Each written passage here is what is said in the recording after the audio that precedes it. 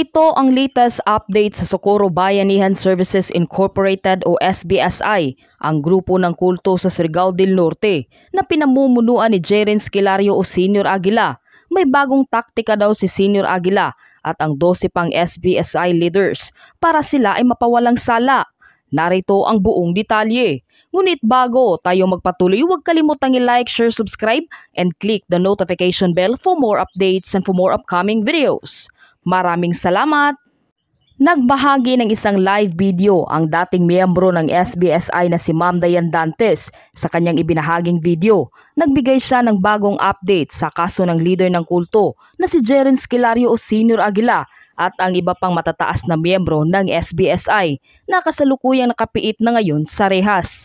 Ayon sa naging pahayag ni Ma'am Dayan Dantes, kasalukuyan ng umuusad ang kaso at mayroon daw silang bagong taktika na kanilang idiniin at ibubuntong daw ang kanilang pagkakasala sa namayapang founder ng SBSI na si Mama Nena para daw sila ay mapawalang sala. Dagdag pa ni Ma'am Dayan Dantes, diniklara raw ng board member na si Attorney Totoy Bernal na siya daw ang bagong spokesperson ng nasabing kulto. Balik ulit tayo mga kaibigan. Balik ulit tayo dahil merong nagtatry na i-hack yung ating account. Sorry na lang kayo. Lumaban kayo ng Lumaban kayo ng maayos. No? Lumaban kayo ng maayos. Kayong manghahack. Hindi ba?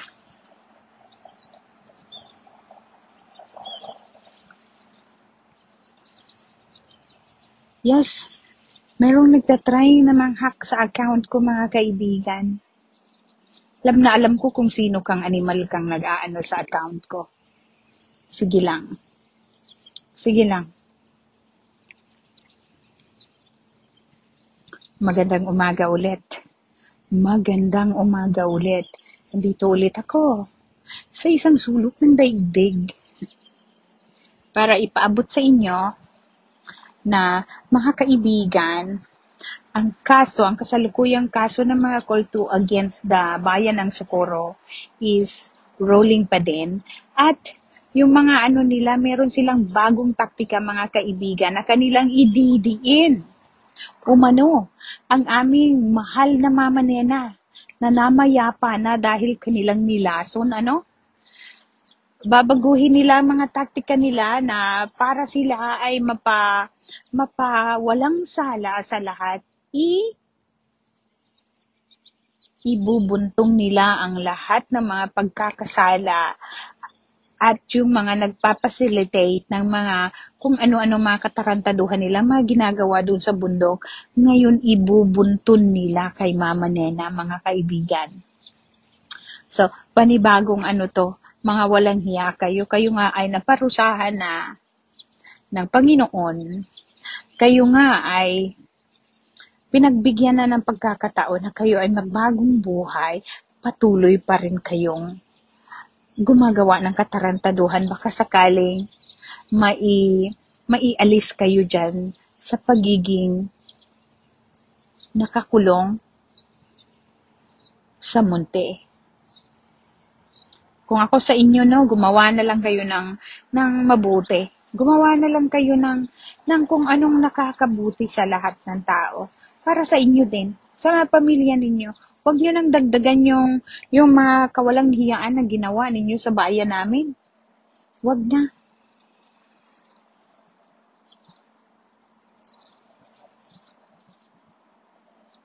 At ito namang mabalikan ko. Ito naman si board member Totoy Bernal ang umiipal ngayon. Siya na po ang hirang na bagong spokesperson. Diniklara niya yung sarili niya na siya ang spokesperson ng mga kulto. Kaya ito sandalian lang to mga kaibigan para iparating ko sa inyo na yung bago nilang taktika ng mga kulto na ididiin nila si Mama Nena. ididiin nila. Dahil nga, wala nang magagawa dahil ito ay namayapa na. Kaya, yun ang bago nilang mga tactics na ituturo nila ang walang kalaban-laban na mamanena. Yun ang gagawin nila. Nag-umpisa na nga eh. Nag-umpisa na. Dahil yung mga kumadronang natawag ng NBI, ganun ang ginagawa nila.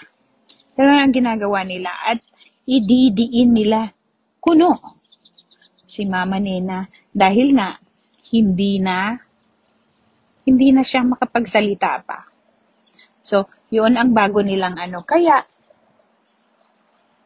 sige lang kayo mga kumadrona. Isa na dyan si Jella. Si Jella Hugar. Isa na dyan.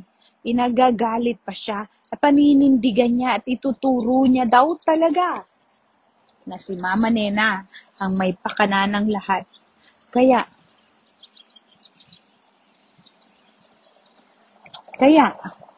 maghintay ka na lang sa araw ng iyong kaparusahan. Hindi na lang, ano ba kung kayo ay gagawa ng mabuti na lang. Iayos ninyo ang inyong mga pagkakamali. Pagkakamali ng taong inyong sinamba na wala namang kapangyarihan, nilagay lang kayo sa kapahamakan.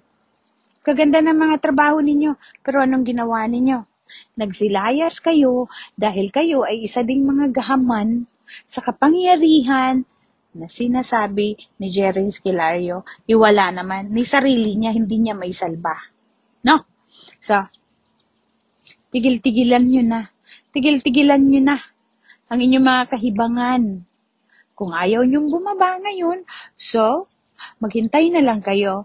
Maghintay na lang kayo sa panahon na kayo ay buldusin dyan. Nagarapal ang mga mukha ninyo. Pinaglalaban ninyo ang inyong tinatawag sinasamba ninyong Diyos na isang manghahalay. Wala pa nga dyan. Wala pa nga ang kaso niyang rape. At nakasunod na yan. Ihahabla na siya sa isang panghahalay niyang ginawa sa mga teenagers na kanyang nagugustuhan bago niya ipakasal sa iba. So, mag-isip-isip kayo.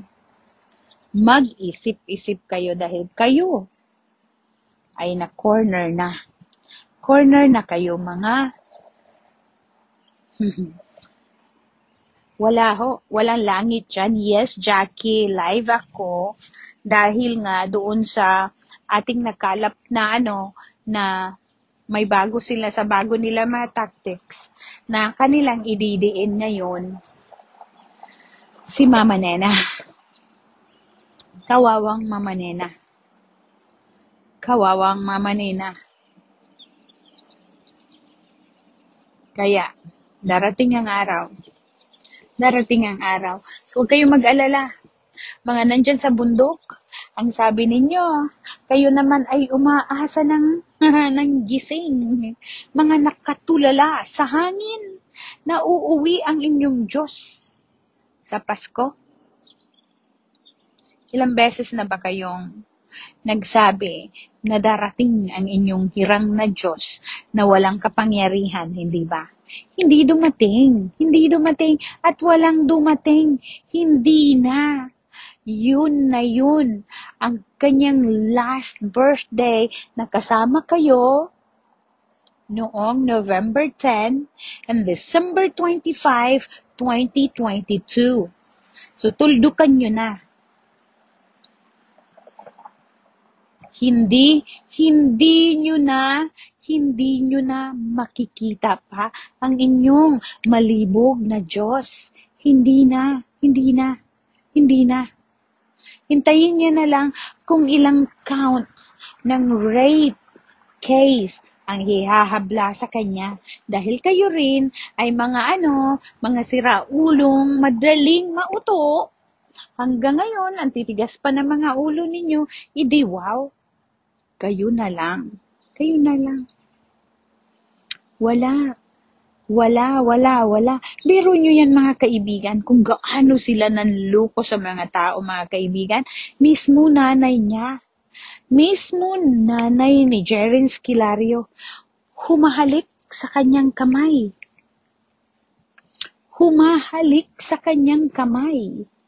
Mga kaibigan.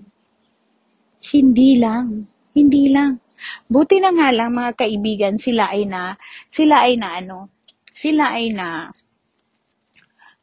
nasupalpal before sila maging 5 years old na nanluluko sa mga taong bayan ng Socorro. Kasi kung hindi mga kaibigan, nag-umpisa na silang mangutong sa ating mga tindahan dyan sa bayan namin. Nag-umpisa na silang maghasik ng lagim. At sasabihin nila sa may mga tindahan, sa may mga negosyo, pag hindi kayo nagbigay, may mangyayari sa inyo. Ganun sila kamalaking sindikato. Sa mga sindikato, ang mga walang hiya, samantalang ang mga nandun sa bundok na ang alam nila, ganun ay Panginoon si Jeren Esquilario, wala silang alam mga kaibigan. Sunod lang sila ng sunod kung anong sinasabi sa kanilang megaphone. At nagsasalita ng kung ano-ano si Jeren Esquilario. Kaya lang, siya ay gumagawa na ng katarantaduhan pag meron ng curfew. Meron na siyang gagawing katarantaduhan mga kaibigan. So, itigil nyo na yung mga paniniwala na inilalagay sa inyo mga kukutit isipan ni Rosalie Sanico dyan sa bundok. Magsikap ka, girl, kasi ikaw naman ang susunod. Meron ka ng sulpina, hindi ba? Ikaw naman ang susunod. Ngayon, nakalabas si Laila Dilema. Si Janet Ahok ang pumalit. Wala na ngayon. Ngayon, siya ang isang mayabang na nagkukontrol ng mga gate pass sa kapihan. Ngayon, kahit maghubad pa siya, hindi siya makalabas ng bilibid. Hindi pa nga sila nahusgahan, nakakulong na. O, 'di ba? Ang ganda ng tawag dito, ang ng Panginoon, pagkilos ng Panginoon, ang ganda-ganda. Inayos ng Panginoon lahat na hindi magkagulo doon mismo sa bayan ng Socorro. Inilayo sila dahil nga sa kagagawan ni board member Totoy Bernal. Imbis na maghihiring na sa DAPA kung saan originally nagkasampa yung kaso. Ngayon, inilipat. Ginapang ni attorney board member Bernal inilipat sa bayan, Ngayon, sa Bulwagan. After noon, inilipat naman ang mga kaso doon sa Butuan City. Ano ang ginawa? Ano ang tawag dito, kinalaman ng Butuan sa mga kaso, sa mga krimen na ginawa ng Siargao Island, Socorro, Surigao del Norte. Ano ang kinalaman ng Butuan? Kaya lang, gusto lang nilang bawat kaso ay masususpend at maa-acquit lahat at madi-dismiss. Kagaya ng mga kaso, yung kaso ni Jackie Mondragon against the husband. Dinismiss, walang hearing na nangyayari. Walang hearing na dismiss agad. Dahil pala sa power ng isang maputlang board member na si Totoy Bernal. Ngayon, nakapunta na sa na-transfer yung kaso doon sa Butuan. Inilayo pa ng ilang milya. Nilayo pa, napunta sa Bayugan. Ngayon, kakalayo ninyo, tuloy, nadala kayo sa Senado at sa DOJ. Buti nga sa inyo. At ngayon, si Tutoy Bernal naman, ikanya pang inalipusta ang ating mga butihing senador. Si Senator Bato at si Senator Risa Hontiveros. Kanya pang inalipusta. Bakit ganun? Ayaw daw pagsalitain mga gunggong ka pala, mamang maputla. Sira ulo ka din pala eh. Dahil nga, wala namang masasabi ang inyong kupunan, kundi puro lang. Wala akong alam dyan. Parang ikaw lang ba? Wala kang alam sa nangyayari dahil sinampal ka lang ng milyones ni Mamerto Galanida at Karen Sanico. Ayan, sunod-sunuran ka na. Kung saan sila pupuntang korte, nandun ka din. Kahit hindi ka nga imbitado originally, nakikipagsiksikan ka sa Senado. At meron ka pang pa-press-con kuno sa Surigao, tapos wala kang masabi kundi kasinungalingan. Mahal ba binayad sa'yo? Ilang milyon kaya? Yung kanilang original na mga lawyers, inaka-jogging na, tumakbo na, dahil alam nilang wala silang kalaban-laban dahil nga, mga sinungaling ang kanilang mga client. Ikaw, isusugal mo na lang ba yung sarili din dahil ikaw ay wala ng panahon na matagal sa mundo dahil isa ka ng maputlang matanda. Huwag ka nang mag-wish pa. Huwag na. Enjoy mo na lang sarili mo. Sa inyong retirement, huwag nang gahaman. Huwag nang gahaman sa kapangyarihan at sa pera. Tama na yung retirement ninyo. Kita mo si Mamerto Galanida. Imbis na mag-enjoy na lang sa kanyang pamilya, sa kanyang retirement, ano nangyari? Naka-orange na ngayon. At pilit pang nagmamagaling na siya ay makalabas dahil sa kanyang mga kondisyon. Meron siyang sakit. Pati na rin sakit sa utak kagaya mo. Ano akala niyo? Ano akala ni Mamerto Galanida? Siya ay si Enrile?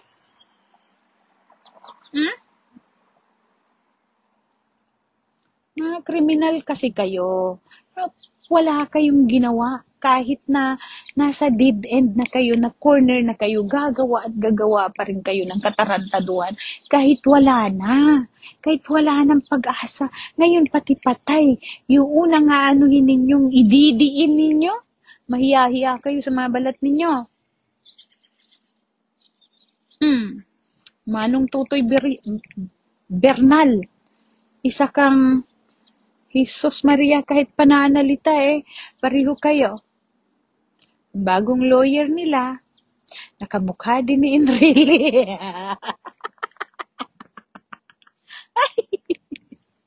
Ay, Manong Bernal. Marespeto akong tao. Doon sa taong karapat dapat respetuhin. Hindi nabibili ang respeto. You have to earn it. Manahimik ka. Kaya tuloy ngayon, ikaw ang pinagpipiestahan. Wala naman akong pakialam sa'yo. Hindi kita kilala. Ngayon lang ikaw lumitaw. Kasi umiepal ka kasi. Mukha ka kasing pera. Mukha kang pera. Kaya, wala akong hindi ako nagda-doubt na isa ka ring drug lord. Baka, kasi, pinapanigan mo sila, gumagawa ka ng paraan, mapawalang sala sila. Paano? Anong gagawin mo? Sa 21 counts plus rape pa. Ano ang gagawin mo? Umiepal-epal ka. Kaya, kung ako sa'yo, mag-enjoy ka sa Pasko mo. Mag-enjoy ka sa iyong retirement. I-save mo ang iyong energy para sa pamilya mo. Huwag nang magkarapal ang mukha. Huwag na. Huwag na. Halatang halata kang nabayaran ka. Halatang halata. Mukha kang pera. Mukha kang pera. Hindi na. Hindi na. Kaya, sorry na lang. Sorry na lang. Manong Bernal. Sorry na lang. Gumawa ka ng maayos, binoto ka ng tao.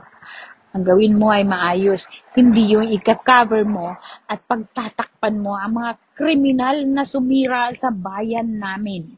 Ilang tao, ilang mga bata. Hundreds of mga bata na walang pinag-aralan dahil sa kaibigan mo at dahil sa kultong inyong pinagtatakpan, Manong Bernal.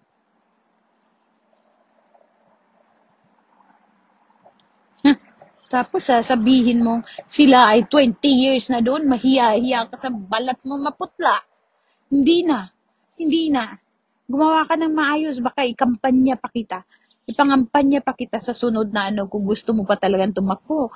Kung dyan ka talaga sa gustong mamatay sa posisyon mo, gumawa ka ng tama.